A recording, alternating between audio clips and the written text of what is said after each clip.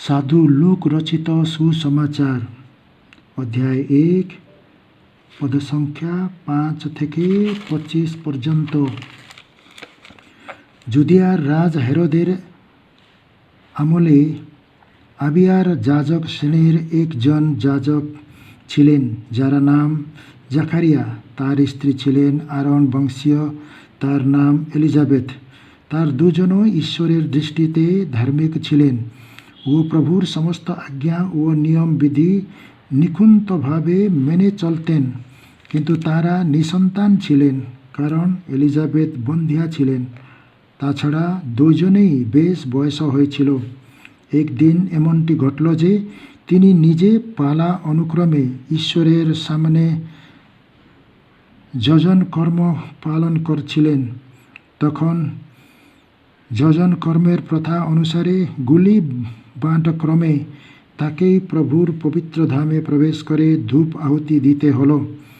ধূপ আহুতির সময়ে সমস্ত জনগণ বাইরে থেকে প্রার্থনা করছিল।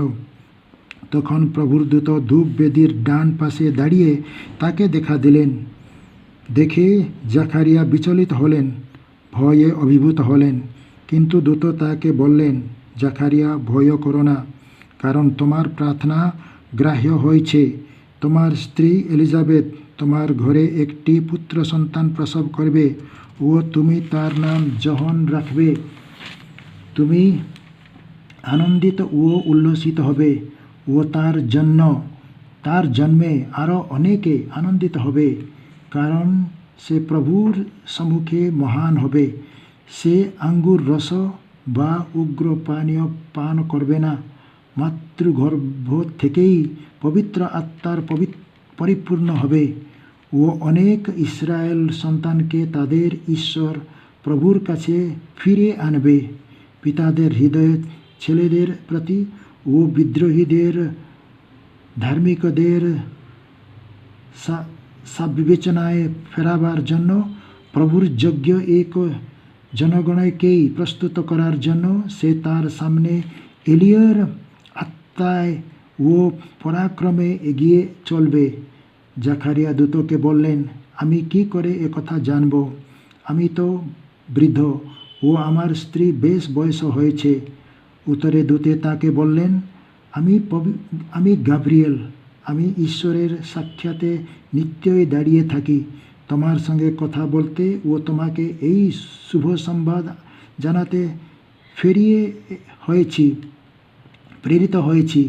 দেখো, যতদিন এই সমস্ত কিছু না ঘটে ততদিন তুমি বোবা হয়ে থাকবে, কথা বলতে পারবে না, কারণ আমার এই যে সকল কথা যথাসময়ে পূর্ণ হবে তা তুমি বিশ্বাস করলে না।